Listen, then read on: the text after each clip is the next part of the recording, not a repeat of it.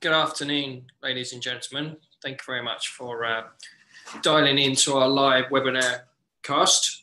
My name's Andrew Talbot, and I work for GlobalEye and run expatfinancialplanning.com as a website, which obviously this is streamed live to YouTube. So if you're watching on that, or you're watching the recording of this, Happy New Year.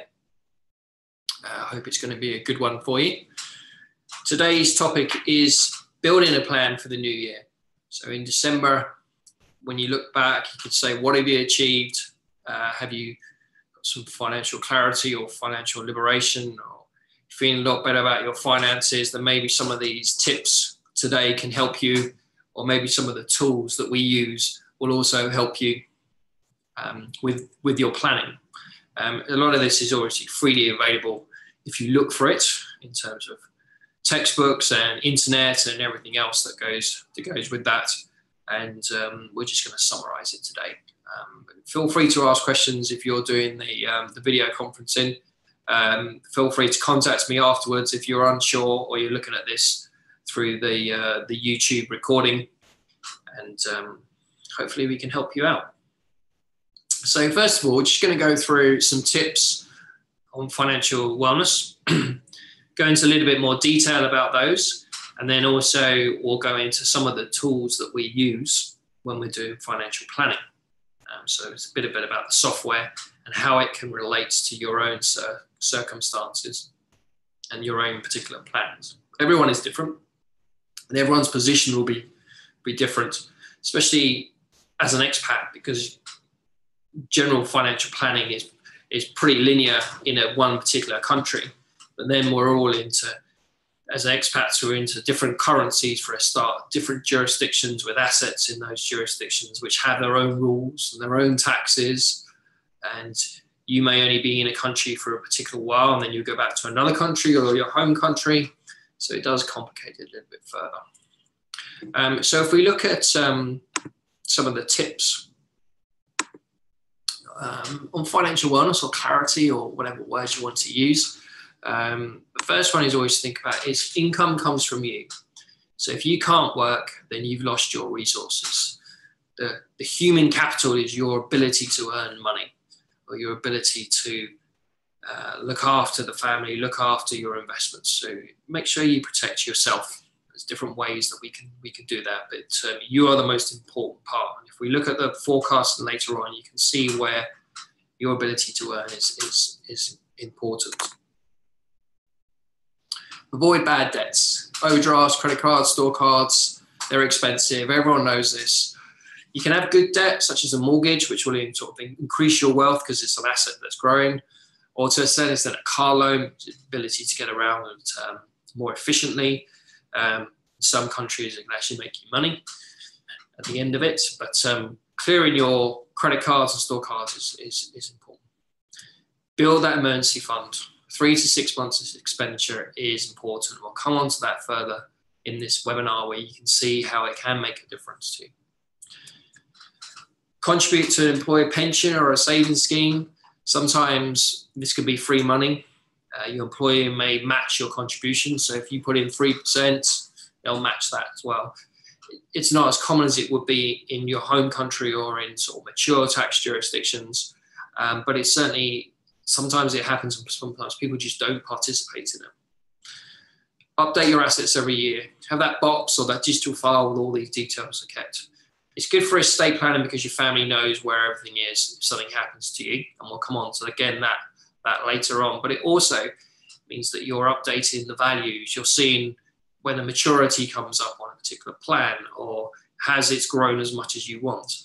And when we do the forecasting, you can see how these assumptions will be important to see whether or not you're going to hit those goals.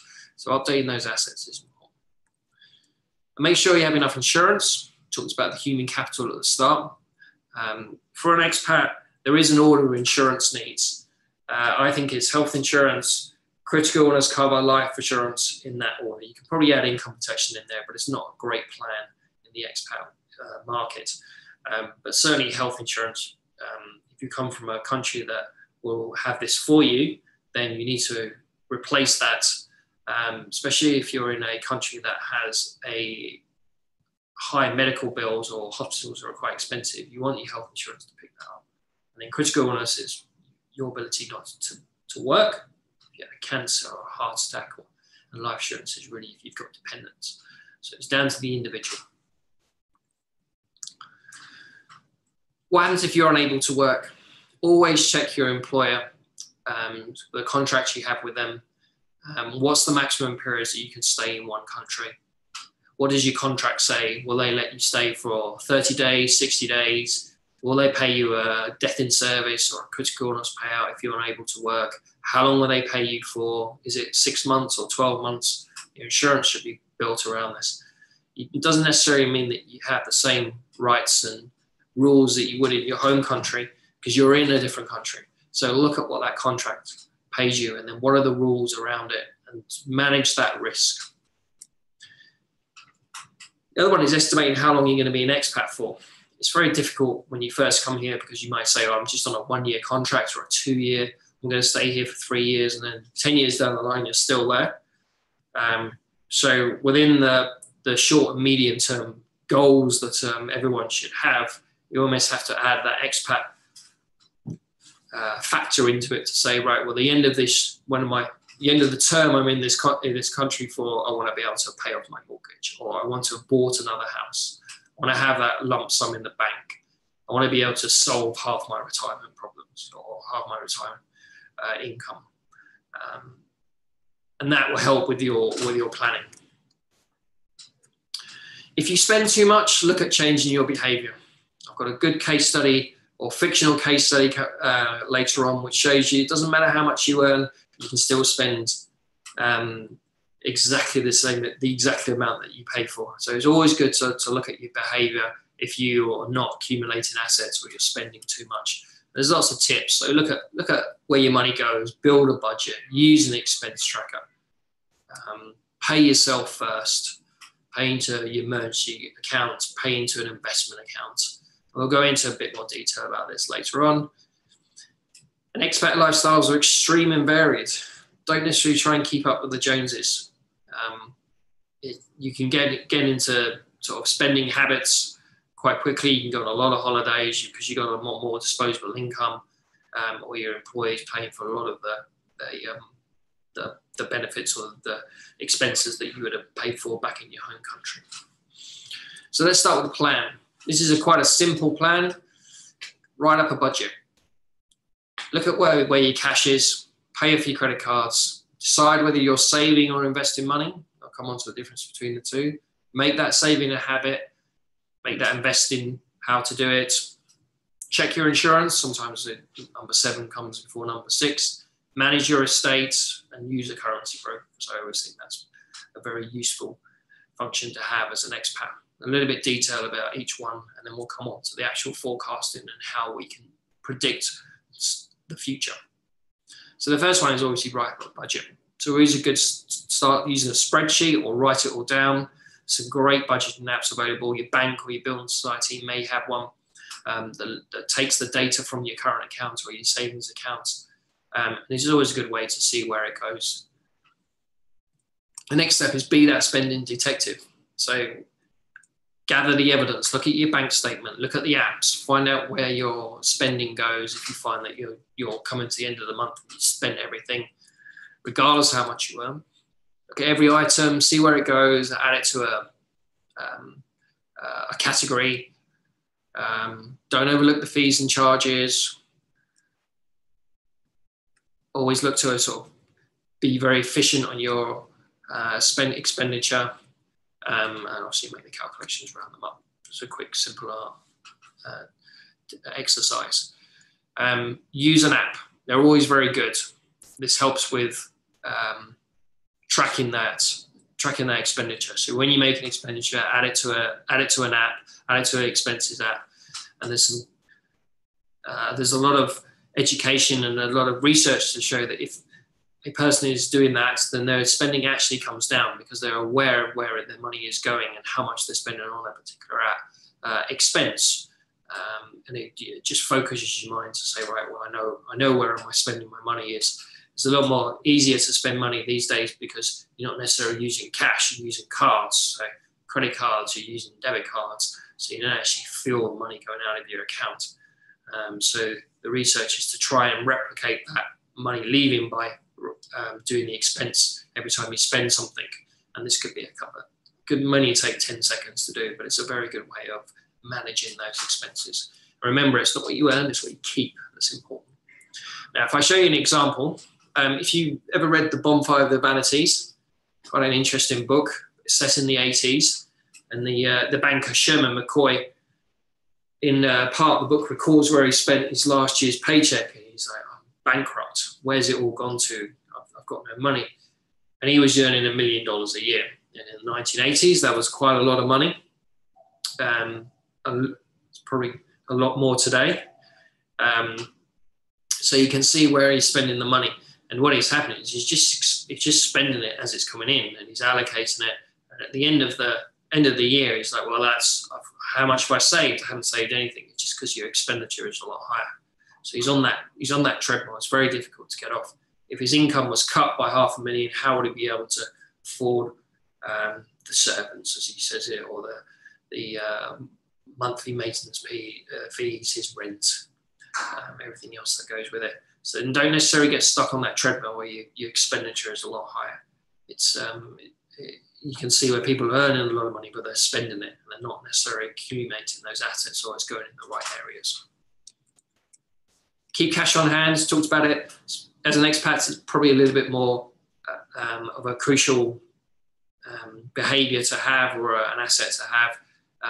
If you're unable to work, whether it's illness or you're made redundant or job finishes, you might need to leave that country very quickly. So you need to get out of school fee contracts or condo contracts.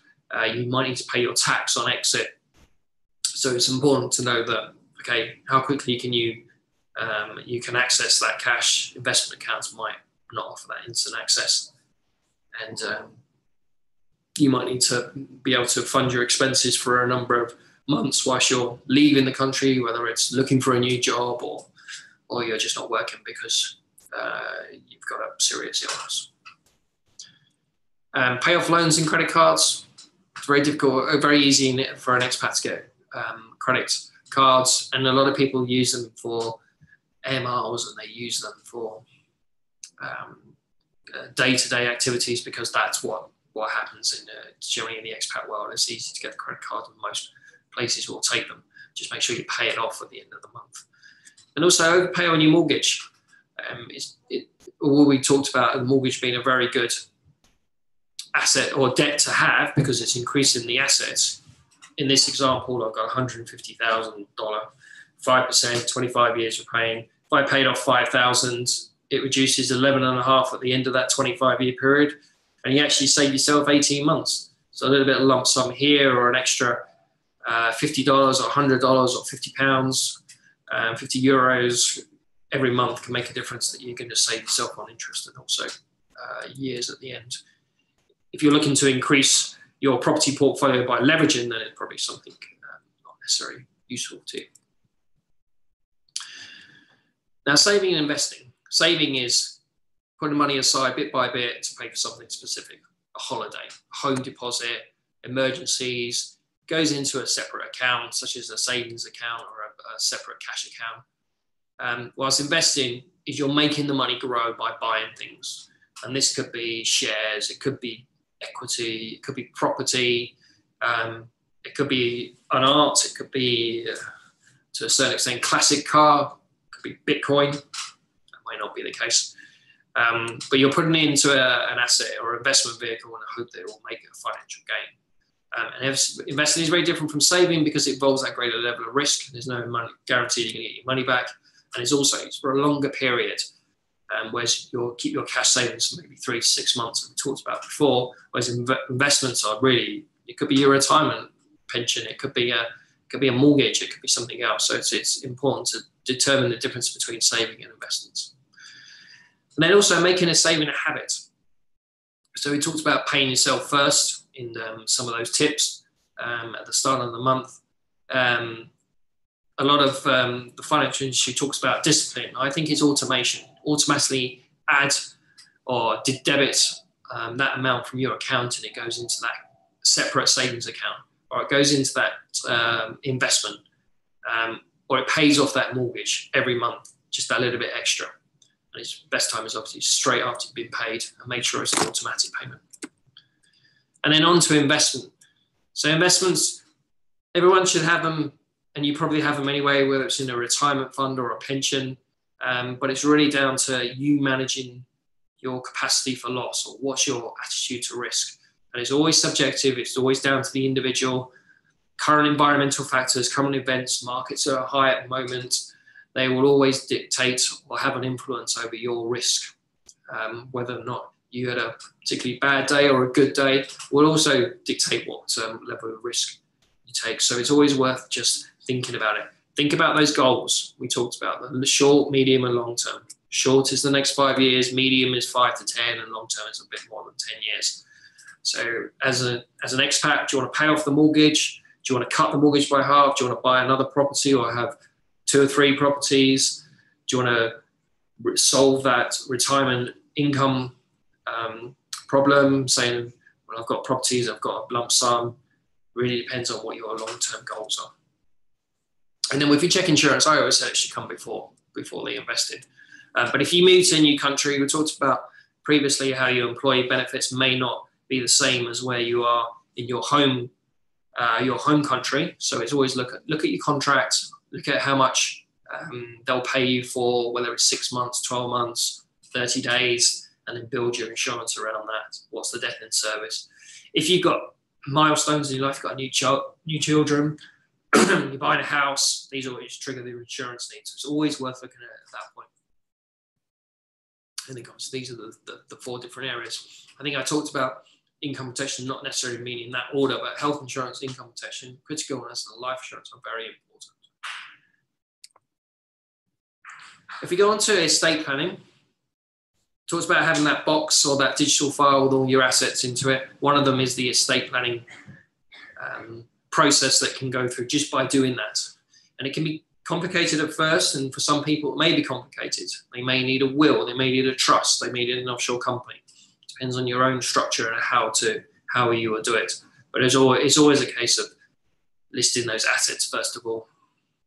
If you've got children, then it becomes another part of estate planning. It's the guardianship. What happens if you're not around? Who will look after the kids straight away until your brothers or your sisters or your parents or uncles and aunts come and help them out? So it's always worth to think about that. And if we go on to currency brokerage, this is a separate thing that I always think everyone should have, because banks do tend to take advantage of expats, because you're always transferring money around for one thing or the other. I mean, it could be, for instance, just making those regular pension contributions, or adding to your mortgage, or paying fees on a condo, or just topping up your overseas bank account or home bank account. If you're sending money to different places, then look at a currency broker, because they will save you money. So if we move on to forecasting, this really is the second part of planning. And to a certain extent, it is maybe a very important part. And you're really trying to forecast the future. And all of these different factors will have an impact on your long-term cash flow. So this is the amount that you earn every year in your expenditure every year. How is that going to forecast into the future? Will you spend more? Will you earn more? The assumptions are very important. And it's those scenarios. I've got the kids got to go to university in 10 years time or 18 years time. I want to buy that second property or third property. I want to be able to own my holiday home. I really want to make sure that I can retire 5 years earlier. Or do I need to earn money in retirement? Where's my income going to come from in retirement? So it's assessing your current assets and liabilities, include the income expenditure, add all the goals and aspirations, and you've got to think about those future changes. Allow for those economic conditions. What happens if the market drops 20%? How is that going to help you or not help you in the future? If you're coming up to retirement, it's going to make a big difference. If you've got 30 years until you retire, it's not necessarily going to have that much of an impact on you. We call it Monte Carlo scenario planning. And then you're identifying any shortfalls or surpluses. It's throughout your lifetime. It will always change. The assumptions will always change, and it's updating that every year. Talked about updating the assets every year is important, and exploring those what-if strategies. What if the kids go to a different university? What if we buy that house? How will that impact on our retirement plan? What happens if we put an extra £1,000, $1,000 away every month? How is that going to impact on the growth? And then this is the financial plan that covers all of those objectives and all of those different scenarios. So, for example, first son, age 28, going to graduation, age 52, vacation in Australia with your wife at 65, and then you want to be a dessert chef. So there's quite a simple linear lifetime of someone moving through different goals. And if we use our financial planning software, this is an example of what it is. So this is your timeline. This is how old you are now and how old you're going to retire to. You can change that depending on where you are. There's two scenarios: the retirement planning, the pre-retirement, and the retirement planning. You can see that in this case, John and Jane Smith, 5-year-old, 2-year-old, go to international school, go to university, John retires, Jane retires. And we end up with this forecast here. So this is their growth. Let me draw for you. So this blue line here, these blue columns, are the income that they're earning every year. These black lines and blue lines, the black line is their expenditure, and the blue line is their needs. So their basic needs, and the black line is their expenditure. So you can see how that changes. At retirement, we can see that it actually drops off at age 67. And you can see the shortfall happening in the later years, where you've got a change. So the red is actually the shortfall, and that's what we wanted to try and do, is to fulfill that shortfall, to make sure that you're not going to run out of money in retirement.